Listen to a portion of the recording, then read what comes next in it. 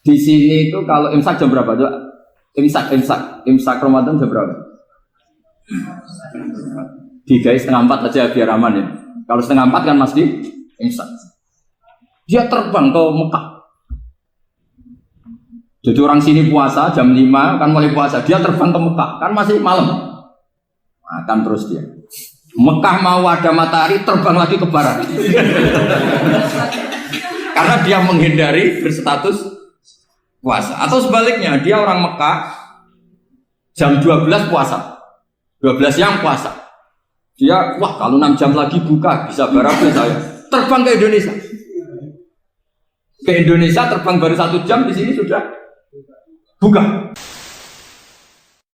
Nah ini maksudnya saya, ini fikih ya. Fikih itu wilayahnya, makanya jadi ahli fikih itu susah-susah gampang. Jangan hanya berpikir protes dengan ketentuan fikih, mengkaji yang sebanyak-banyaknya itu tadi. Misalnya Anda seorang supir permanen, supir bis terutama, kalau truk kan bisa leha-leha, kalau bis kan ada deadline-nya ya waktu. Seperti bis jurusan Surabaya Semarang, saya kan sering naik bis jurusan Surabaya Semarang. Kadang-kadang supirnya melihat saya tanya, Gus saya ini supir, saya ini Ramadan itu gimana ya? Ya saya sudah ngerti setengah nakal, dan senengnya dijawab rasa poso ya saya tahu ya. Tapi masalahnya secara fikih kalau kamu mengatakan kamu harus puasa terus, kamu melanggar konstitusi ilmu. Memang musafir punya diskon? Boleh? Tidak puasa. Pertanyaannya, bayarnya kapan? Sawal ya nyupir lagi, Zulqa'dah nyupir lagi, nanti sampai Ramadan ya. Nah terus, ya pas kamu cuti, biasanya cutinya pas sakit, boleh diskon lagi karena sakit. Coba. Nah, andai kan Anda jadi ahli fikih milih zaman. Lu kalau orangnya soleh terus kayak ustadz di sini kayak dosen UI kan, masa dosen UI Universitas Islam nggak Islami kan nggak mungkin. Mungkin memilih poso kan. Masalahnya ini kan hukum untuk orang kebanyakan, nggak boleh hukum mosok gak kuat. Sahur jam 3:30 ngombe vitamin pokoknya harus kuat. Itu udah hukum, itu saran. Hukum itu beda dengan saran. Hukum itu hanya berpijak musafir itu boleh store. Kalau saran memang boleh, ya usahakan kamu makan 3:30 pas fit, bir. Terus kalau nyumpir selesai jam 10 nanti istirahat. Memangnya majikan bisa ngatur jamnya? Itu fikih. Maka menjadi perdebatan yang namanya pergi itu apa? Menurut Imam Syafi'i pergi itu ya dari rumahnya ke tempat yang asing yang tidak wilayahnya namanya pergi. Menurut Imam Ahmad bin Hanbal enggak. Pergi itu tidak kerja. Jadi orang yang supir yang seperti itu namanya tidak pergi tapi kerja. Tanyakan ke publik, misalnya jenengan ke UI, istri kamu atau suami kamu ditanya, istri kamu kemana? Kira-kira jawabnya bilang pergi jalan-jalan apa bilang kerja? Kerja. Makanya kata Imam Ahmad bin Hanbal, mudi mustafar atau orang yang berprofesi, yang profesinya memang harus pergi, kayak traveling atau supir, maka itu namanya tidak pergi, namanya itu kerja. Karena apa? Sekali distatuskan pergi, maka ikut status yang dikatakan Allah dan Rasul dapat diskon boleh tidak puasa. Maka terus kita debat tentang definisi. Nah definisi ini penting, karena yang menjadikan hukum rubah itu definisi. Misalnya gini mbak ini ngaji saya. Statusnya kalau pakai status saya ajnabi, orang lain, bapak ajnabiyah, maka hukumnya saya melihat bapak ini haram karena statusnya ajnabi melihat ajnabiyah yang tidak mahram. Tapi kalau di fikih itu ada statusnya. Di antara lelaki boleh muwajahah sama perempuan adalah 1 untuk belajar, 2 untuk muamalah, 3 untuk kesaksian, 4 untuk pengobatan. Itu kan ada pengecualian. Sehingga statusnya sekarang Mbak itu belajar, apa ingin melihat Gus Bah atau Gus Bah itu mengajar atau ingin melihat Mbak? Itu statusnya bisa rubah.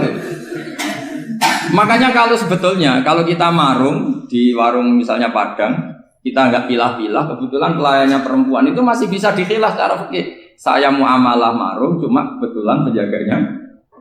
Tapi masalahnya Pak ini punya daftar penjaga yang cantik, itu masalah. Maka pertanyaannya itu marung ke situ demi marung. Apa demi melihat? Tidak jawab saja. Demi marung apa demi melihat? Kalau demi marung supaya kenyang, penjaga yang sangar-sangar juga banyak. Ayahnya kalau demi makan, penjaga yang cowok kan banyak. Kalau demi melihat, berarti yang dihitung kan niatnya. Berarti karena muamalah apa karena melihat? Melihat. Itu status. Jadi makanya kalau mudi musafar itu namanya orang pergi atau orang kerja? Orang kerja. Maka menurut pikirannya Imam Ahmad bin Hambal, seperti itu harus puasa. Karena dia adalah pekerja, bukan musafir. Lalu dalam masalah jumlah 3 hari misalnya. Kalau dalam fikih kita, nggak saya kenapa ngomong fikih terus ya, karena banyak yang melupakan fikih. Jenengan pergi haji. Zaman Nabi haji itu jamak dan qashar terus. Padahal hajinya Nabi itu, haji itu minimal kan berapa hari minimal itu? 9, 10, 11, 12. Sebenarnya haji itu minimal hanya 4 hari. Karena 13 Dzulhijjah bisa nafar apa? Awal. Kalau nafar awal berarti nggak ada kewajiban nafar sani. Berarti yang wajib betul kan 9, tanggal 9 wukuf di Arafah, terus 10 biasanya ifadah sama balang jumroh apa? Akobah, terus 11, 12. 12 itu kan sudah boleh cabut karena apa? Nafar apa? Awal. Berarti nggak usah nafar apa? Sani. Berarti hanya berapa? 4. Tapi Nabi haji di Mekah Medina itu sampai 40 hari karena perjalanan. Pertanyaannya ketika Nabi menjamak dan mengqashar itu cara Imam Syafi'i lis safar. Karena Nabi orang Medina datang ke Mekah dengan jarak 460 kilo, maka Nabi boleh jamak dan qashar. Jadi pikiran Imam Syafi'i, jamaknya Nabi itu lis safar karena pergi. Cara pikiran Imam Malik enggak, jawabnya Nabi itu lin nusuk. Nabi menjamak sholat itu karena melakukan ibadah haji. Efeknya adalah orang Mekah kalau haji itu cara Imam Malik meskipun jaraknya dekat boleh apa? Boleh apa? Qashar, boleh jamak qashar. Lalu terus ada pertanyaan fikih lagi. Lalu jamak qashar itu karena pergi apa karena masyaqqah? Karena repot. Coba kalau sampean kira-kira jawab. Misalnya kita orang kaya bawa uang 1 miliar naiknya Alphard, ada supirnya, ada ajudannya. Pergi di jarak 100 kilo. Masyaqqahnya kan tidak ada sama sekali, apalagi di tol kebetulan nggak macet. Kira-kira boleh jamak nggak? Boleh Gus karena pergi, tapi kan nggak ada repotnya sama sekali. Dibanding misalnya yang ngebis bawa beras 1 pintal gitu kan, udah gitu suruhan orang lagi kan pusing. Maka fikih ini untuk memberi hukum itu kalau fikih itu menstatuskan dulu. Ini orang boleh jamak itu karena masyaqqah apa karena safar. Lalu kalau setelah karena safar itu karena jaraknya apa tingkat masyaqqahnya. Kalau karena jaraknya ya tidak juga. Tidak juga gini maksudnya. Mungkin Anda tidak pernah terpikir begini. Kalau saya mau ke Jakarta, kemudian sampai Purworejo itu sudah waktu zuhur. Saya boleh nggak zuhur di situ sama saya? Boleh kan? Padahal perjalanan saya belum capek. Hanya nunggu boleh jamak itu setelah kita menempuh jarak itu apa menuju, sedang menuju dan niat. Sedang menuju dan niat. Misalnya saya mau ke Jakarta, saya orang Sleman mau ke Jakarta, itu sampai mana itu Magelang itu sudah boleh jamak kan? Boleh nggak? Boleh karena saya mau ke. Nah pertanyaan secara fikih mungkin ada tidak terlintas. Ternyata ditelepon sama istrinya nggak jadi pergi. Padahal sholatnya kadung di jamak, zuhur dan asar. Apakah setelah di rumah sholat lagi? Sama nggak pernah mikir gitu. Karena tidak nekuni fikih. Jadi orang fikih itu sudah pusing, makanya jangan diprotes terus. Kita ini sudah pusing, tapi orang itu enak aja protes terus. Tidak menurut jenengan nanti wajib sholat lagi enggak? Dia bolehnya jamak kan berdasar berstatus musafir. Ternyata setelah Magelang ditelepon istrinya enggak jadi. Dia kadung sholat zuhur dan asar. Setelah pulang masih jam 1. Terus ada asar, wah sholat. Kalau menurut Anda sholat lagi apa enggak? Jangan saran. Kalau saran, wah sebaiknya sholat lagi. Itu tidak hukum, itu saran itu namanya. Saran dengan hukum beda. Sholat lagi beda. Loh, ketika ada jaga itu berdasar malas atau berdasar hukum? Apa?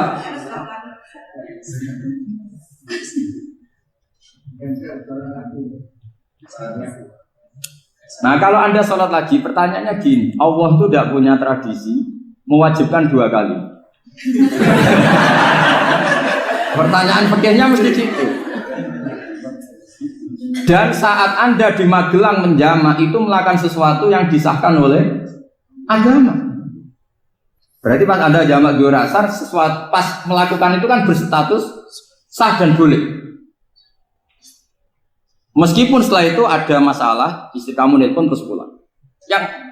Tapi pas itu kan sudah dinyatakan oleh malaikat sah, Anda sudah zuhur dan asar. Kalau melihat itu tidak wajib mengulang. Tapi bisa saja malaikat ada yang usil. Itu sah karena Anda berstatus musafir. Berhubung status Anda hilang, maka poin Anda sudah sholat juga hilang. Kamu milih fikih yang mana?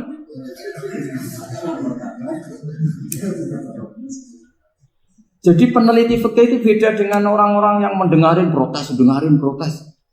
Beda karena nekuni. Nekuni itu beda karena ada konsekuensinya. Makanya fikih itu sampai saya punya kitab fikih itu dikarang 1 orang itu jumlahnya 20 jilid. Per jilid itu segini. Jadi 1 meja ini dikarang 1 orang. Itu mulai yang presisi, yang detail sampai yang khayal. Yang khayal juga ada. Yang khayal itu tadi beliau banyak menghayalkan diri. Suatu saat Anda datang ke Mekah itu hanya butuh waktu 20 menit. Zaman itu belum ada pesawat. Lalu boleh gak jamak? Boleh gak nakal? Nakal itu begini. Sampai orang kaya punya jet pribadi. Misalnya Anda Ronaldo masuk Islam, orang kaya. Itu bisa gak puasa? Karena begini. Misalnya dia contohnya orang Arab. Orang Arab, jangan orang. Ya contohnya itu dibalik saja. Di sini itu kalau imsak jam berapa? Imsak Ramadan jam berapa? 3:30 aja biar aman ya. Kalau 3:30 kan masih imsak. Dia terbang ke Mekah. Jadi orang sini puasa jam 5 kan mulai puasa. Dia terbang ke Mekah kan masih malam. Makan terus dia. Mekah mau ada matahari terbang lagi ke barat. Karena dia menghindari berstatus puasa. Atau sebaliknya, dia orang Mekah jam 12 puasa. 12 siang puasa. Dia, wah kalau 6 jam lagi buka, bisa barangnya saya. Terbang ke Indonesia. Ke Indonesia terbang baru 1 jam, di sini sudah buka. Itu khayal. Jadi itu ada khayalnya. Itu lama dulu, sebelum ada pesawat sudah mengkhayal gitu. Bolehkah orang yang di Masyrik ke Maghrib demi itu? Kalau Anda jadi Raja Salman jam 1 kok sudah nggak kuat apa? Puasa itu diberi saran terbang ke Indonesia. Itu kalau pakai jet kan nggak sampai 9 jam, 1 jam ke Jakarta. Sudah ada wow akbar. Bukan. Boleh enggak? Lo mau kamu enggak bilang, oh enggak boleh. Wong di Jakarta sudah guru Samsi. Masa sudah matahari terbenam orangnya enggak boleh? Bukan. Leja. Apa? Kalau resikonya gini, sampean mungkin nggak mikir. Resikonya gini, kalau dia berstatus musafir, bolehnya buka karena musafir. Pertanyaannya dia wajib bayar. Kan musafir bolehnya kodok nanti harus bayar. Tapi kalau dia buka normal kan tidak harus bayar. Beda efek-efeknya beda.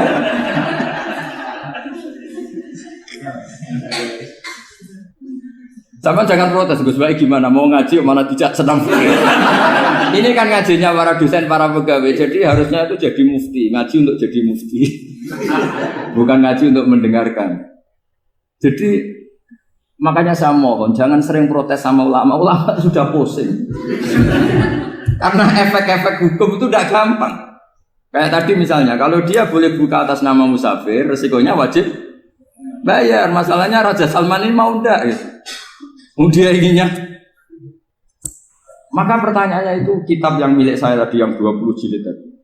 Ulama itu mulai dulu sudah membayangkan bagaimana kalau suatu saat ada satu kendaraan. Kenapa ulama bisa membayangkan itu? Karena ada buruk. Meskipun mereka nggak numpak buruk hanya Rasulullah, tapi kan bisa bayangkan ada toyul waktu. Waktu itu bisa dilipat. Karena ulama dulu ahli astronomi, jadi bumi itu bulatnya gini, muternya gini. Berarti suatu saat ada satu ilmu di mana orang ngambil satu posisi terus melewati toyul waktu, ngalami lintasan waktu. Mulai dulu itu sudah dibicarakan. Pertanyaannya lalu status orang ini kayak apa? Misalnya tadi orang Mekah ingin cepat buka terbang ke Indonesia. Orang Indonesia menghindari imsak, misalnya 3:30, dia belum sahur. Wah, kalau saya di Indonesia ini sifatnya sahur. Wah, saya tak terbang ke Mekah.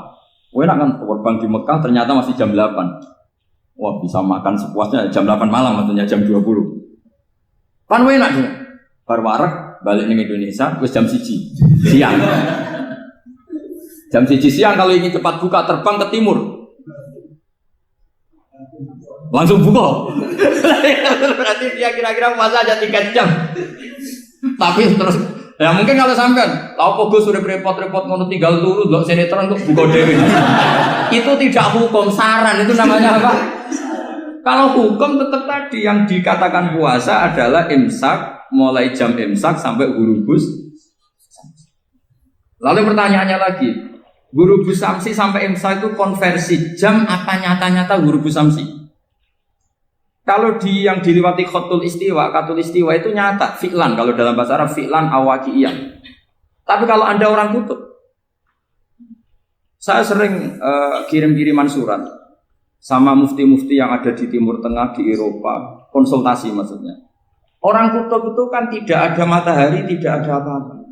Jika kalau Anda baca kitab di kutub, mesti Gus Bak jangan pembohong. Misalnya orang kutub ngaji saya, kamu harus subuh sebelum matahari terbit. Sekali matahari terbit, waktunya hilang. Duhur setelah matahari agak ke barat. Asar kalau matahari terbenam, hilang waktunya. Mestinya mereka bisa bilang, mataharinya di mana? Maka pertanyaannya, boleh gak mengkonversi waktu untuk orang kutub? Jadi misalnya pola umum subuh jam 4:30. Berarti antara subuh dan qadha itu 1,5 jam. Subuh sama zuhur polanya berapa berarti? Kalau 4:30 sampai jam 12 itu 6 sama 7,5. Berarti ya kira-kira habis subuh nunggu 7,5 jam baru zuhur, nunggu 3 jam baru asar, nunggu 3 jam baru maghrib. Berarti waktu puasa kira-kira antara jam 4 sampai jam 6. Berarti berapa jam itu? 12 sama 2 14. Oke, berarti orang kutub harus puasa 14 jam. Tidak bergantung waktu mata. Tapi ada lagi pertanyaan lucunya gini, lalu 14 jam Gus itu dimulai dari mana? Apa asal 14 jam? Apa harus ada konsensus setarnya?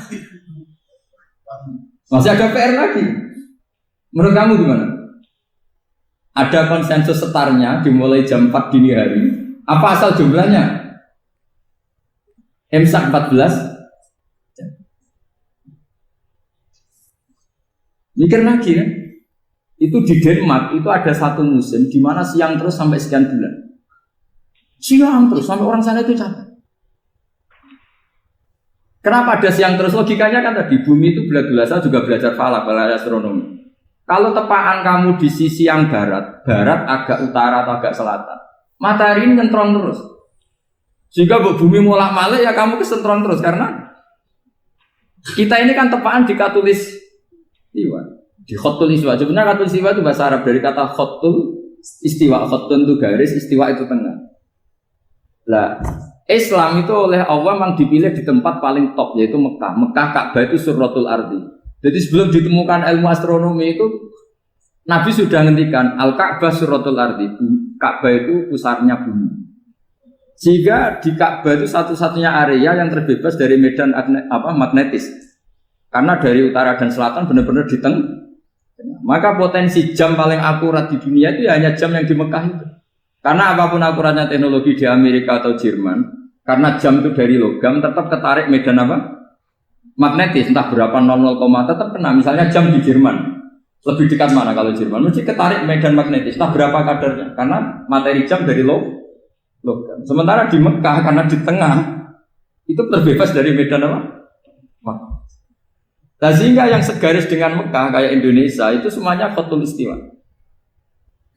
Nah kalau khotul istiwa normal itu artinya ya 12 siang secara umum ya 12. Sehingga ulama Indonesia kalau ngaji itu lebih gampang, lebih tidak dianggap bohong. Karena ya ada terbitnya matahari, ada zawalus syamsi, ada hurubus syamsi. Coba kalau kitab itu Anda baca di kutub utara sama kutub selatan, murid kamu bingung semua. Ini gimana Ustadz? Tidak ada matahari kok semuanya diukur pakai matahari. Lalu pertanyaannya dikonversi kan? Pertanyaannya kalau dikonversi pakai apa? Asal 14 jam, apa harus sepakat dimulai jam berapa? Milih mana? Milih sepakat. Pertanyaannya kalau sepakat, ukurannya siapa yang jadi ahlul halli wal aqdi?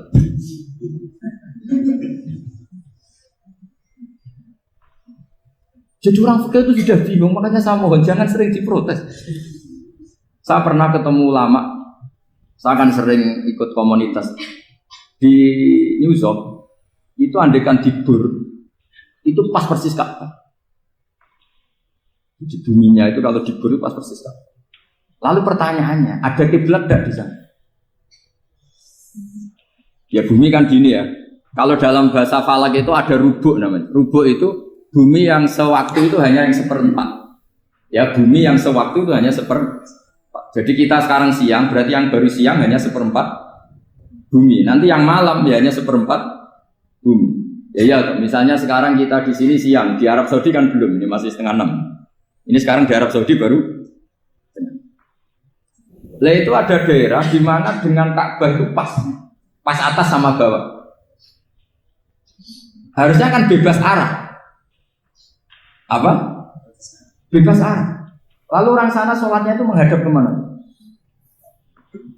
Pernah ulama New York itu minta fatwa ke Rabitatul Alam Al-Islami. Lalu kita harus menghadap kemana? Makanya dalam dunia anekdot ulama itu ada anekdot Abu Nawas itu orang yang nggak pernah kalah debat.